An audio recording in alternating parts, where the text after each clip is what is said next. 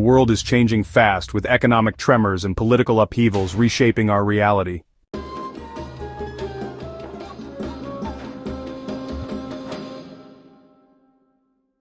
The balance of power is shifting as rising economies challenge the established order.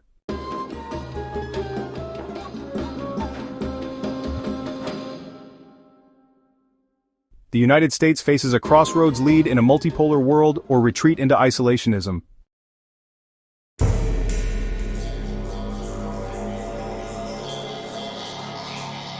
The global economy teeters on a knife's edge, with soaring inflation, rising interest rates, and geopolitical tensions.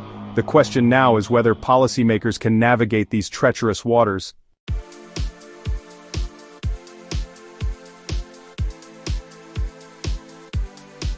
Inflation has roared back, eroding purchasing power and fueling social unrest worldwide.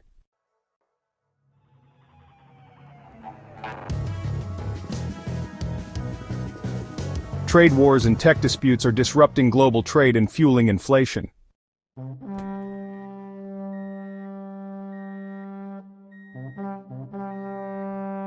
The cryptocurrency market's volatility reflects its speculative nature and lack of regulation.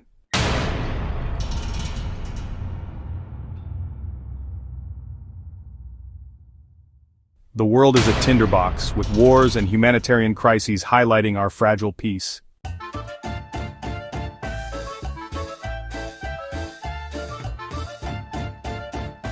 Authoritarianism is making a comeback, eroding democratic institutions and freedoms.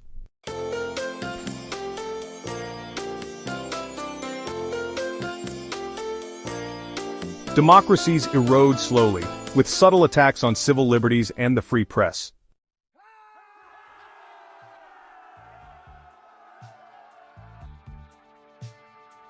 Let's be honest, folks. The world's a bit of a mess right now. We're divided by ideology, nationality, race, religion, everything. And it seems like every day, those divisions are getting deeper. Social media echo chambers amplify our biases. Politicians exploit these divisions for their own gain. The consequences are polarization and gridlock.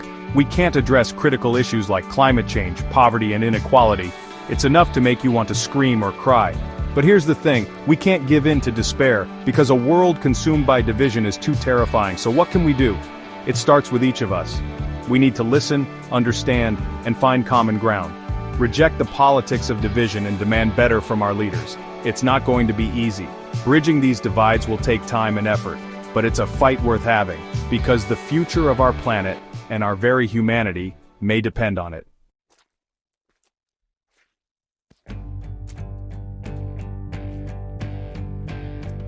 You know, it's been a few years since Donald Trump vacated the White House, or should we say, since he begrudgingly waddled down the steps, mumbling something about stolen elections and rigged voting machines. But let's be clear, folks, the ghost of Trump's presidency still looms large, casting a long dark shadow over both American politics and the global stage. You see, Trump wasn't just some political anomaly, some bizarre blip on the radar of history. He was a symptom, a very loud, very orange symptom, of a deeper malaise afflicting many parts of the world, a toxic cocktail of nationalism, populism, and a healthy dose of good old-fashioned xenophobia. And the thing about symptoms is, they don't just disappear overnight. Sure, you might treat the fever, you might soothe the cough, but the underlying condition, the root cause of the problem, well, that takes a lot more time and effort to address. And so, we're left with this, the ghost of Trump haunting global politics, whispering in the ears of aspiring strongmen, emboldening those who seek to exploit fear and division for their own gain. His brand of toxic politics, the US versus them mentality, the disdain for facts and expertise, the casual cruelty towards anyone deemed other, it's all still out there, folks. It's metastasized, spread its tentacles far and wide, and that's the truly terrifying legacy of the Trump era. It's not just the damage he inflicted while in office, though that was certainly considerable. It's the way he normalized a level of political discourse that was once unthinkable, the way he lowered the bar so far that it's now buried somewhere beneath the Earth's crust.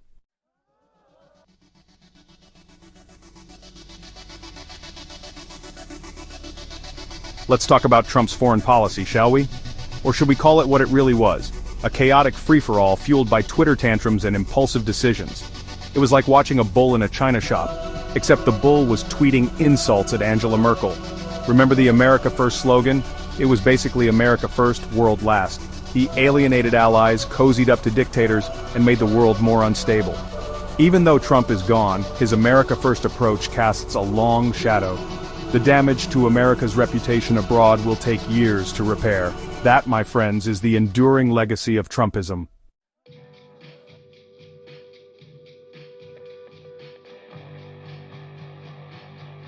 You know, one of the things that made America, well, America, was its commitment to working with other countries to solve global problems.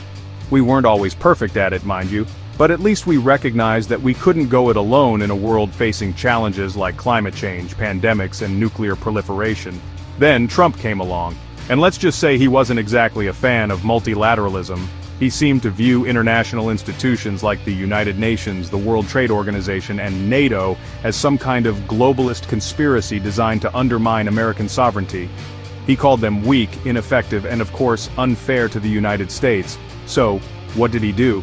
Well, he did what any rational leader would do. He tried to blow them up. Okay, maybe not literally, though I wouldn't put it past him.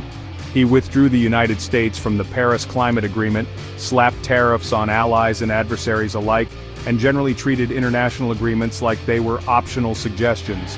And the consequences of this assault on global cooperation are still being felt today.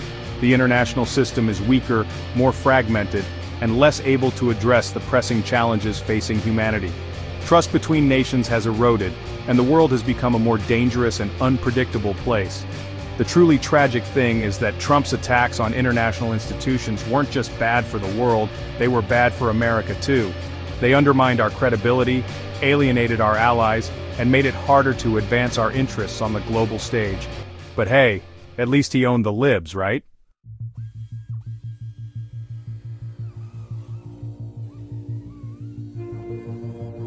So, here we are folks, picking up the pieces after the Trumpian earthquake. The world is a mess, America's reputation is in tatters, and the forces of nationalism and populism are still running rampant. It's enough to make you want to reach for the strongest drink in the cabinet and settle in for a long, dark night of the soul.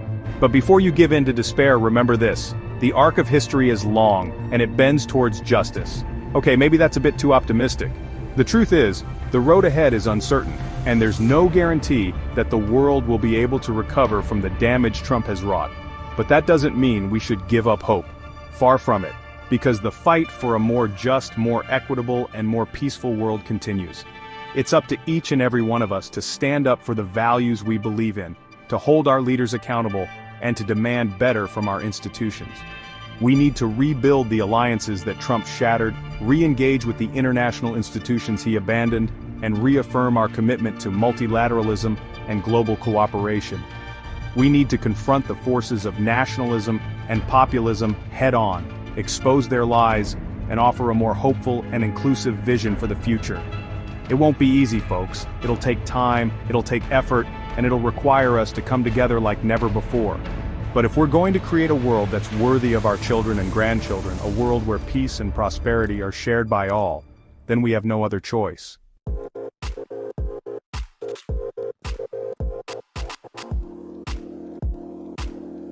Elon Musk. The very name conjures up a whirlwind of emotions, a strange mix of awe, admiration, skepticism, and let's be honest, a healthy dose of, is this guy for real? He's the billionaire entrepreneur who wants to colonize Mars, revolutionize transportation, and merge our brains with computers. He's the self-proclaimed techno-king who shoots flamethrowers into the California desert and names his kid X-A-E-A-Shu. On the one hand, you can't help but be impressed by the sheer audacity of his ambition. He's tackling some of the biggest challenges facing humanity, from climate change to traffic congestion to the very nature of intelligence itself. He's got rockets landing on platforms in the middle of the ocean, electric cars that can outrun sports cars, and a plan to build a city on Mars before you can say Zuckerberg who. But then, there's that other side of Musk. The one that tweets out conspiracy theories, picks fights with critics on social media, and seems to have a rather flexible relationship with the truth. The one who makes grand promises about the future, timelines be damned, and often leaves a trail of broken promises and disgruntled investors in his wake. So, which is the real Elon Musk? The visionary genius or the erratic showman? The truth, as always, is probably somewhere in between. But one thing's for sure, Musk is a force to be reckoned with. A disruptor who's shaking up industries, captivating the public imagination, and forcing us to confront some very big questions about the future we want to create.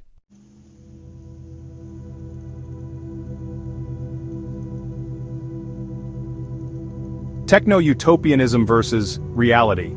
Can Musk deliver on his promises? Musk is a master of the grand vision, painting a future where we're zipping around in hyperloops, powering our homes with sustainable energy and colonizing Mars. It's a seductive vision, tapping into our deepest desires for progress and adventure. But utopian visions often clash with reality. Musk is brilliant, but he's not a magician. The future is shaped by our choices and investments. Whether Musk's vision becomes reality or remains fantasy is up to us.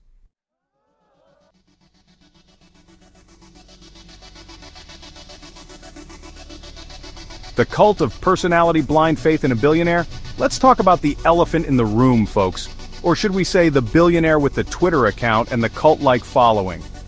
Because let's be honest, there's something undeniably cultish about the way some people worship at the altar of Elon Musk.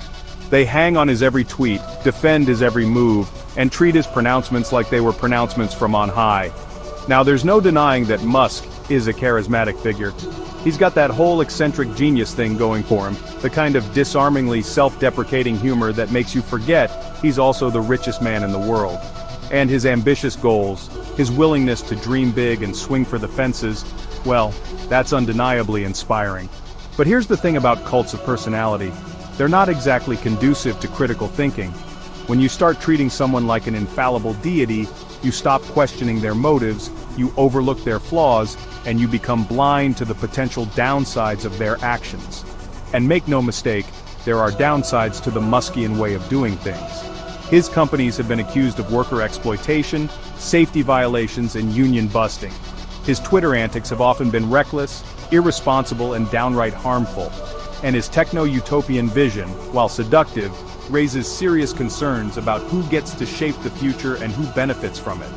So by all means, admire Musk's ambition, his ingenuity, his willingness to push the boundaries of what's possible. But let's not lose our critical faculties in the process. Let's not mistake a billionaire entrepreneur for a savior. And let's remember that the future belongs to all of us, not just the guy with the rocket ship and the Twitter account.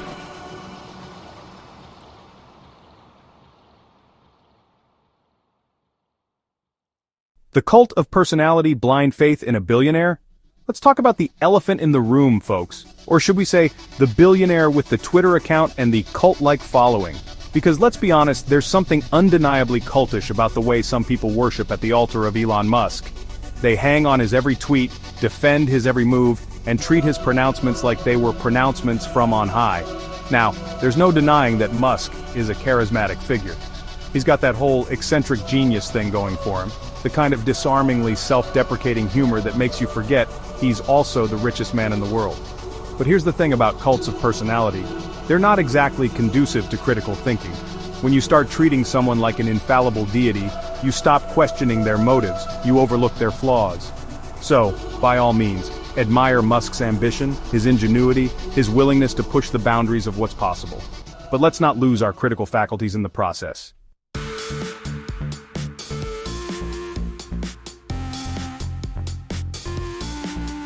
The future isn't preordained, it's a series of choices. Choices about technology, values, and the world we want. Elon Musk is a powerful player in shaping this future. His vision emphasizes sustainability and space exploration. But whose future are we talking about? Not everyone shares Musk's vision. It's up to us to decide the future we want.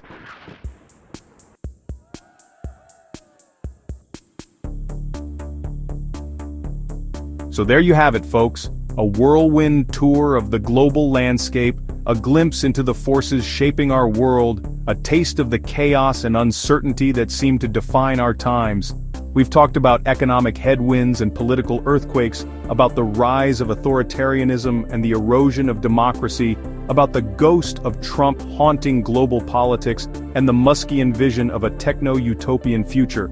It can feel overwhelming, can't it?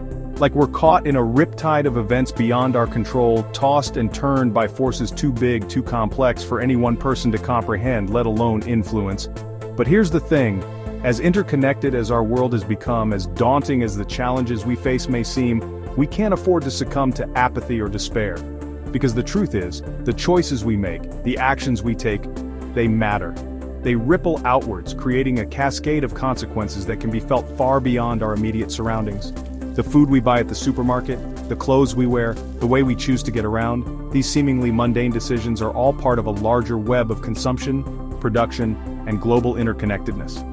The war in Ukraine might feel like a distant conflict, something that's happening over there, but its impacts are felt globally, from the price of gas at the pump to the stability of the global food supply. The decisions made in the halls of power and boardrooms, and yes, even in our own homes, they all contribute to the kind of world we're creating, for better or for worse.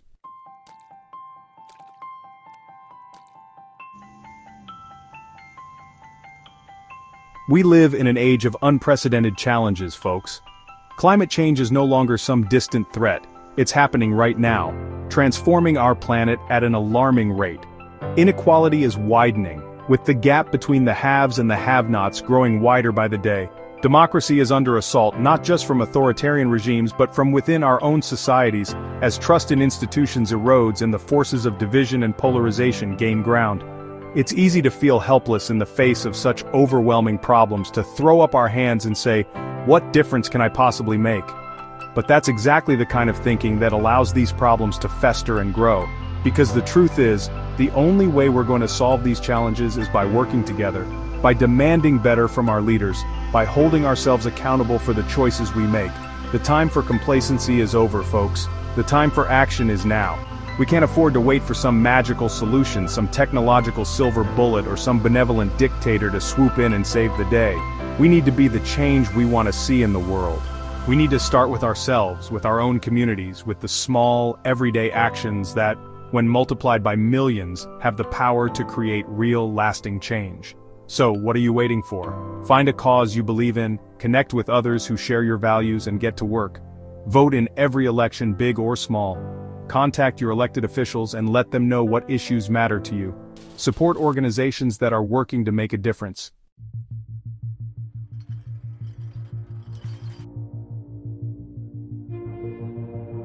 The future is not something that just happens to us, folks. It's something we create. Every single day, with the choices we make, the actions we take, the voices we choose to amplify, and the ones we choose to silence.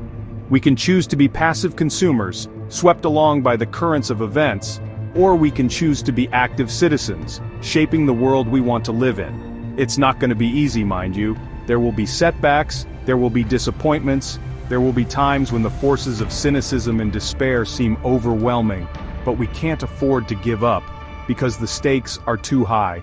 The future of our planet, the well-being of our children and grandchildren, the very essence of who we are as a species, all of it hangs in the balance. So, let's choose hope over fear. Let's choose action over apathy. Let's choose to believe that even in the face of overwhelming odds, we can create a better future for ourselves and for generations to come. Because the truth is, the only alternative to hope is despair, and despair is a luxury we can no longer afford. The world is watching, folks. What kind of future will we choose?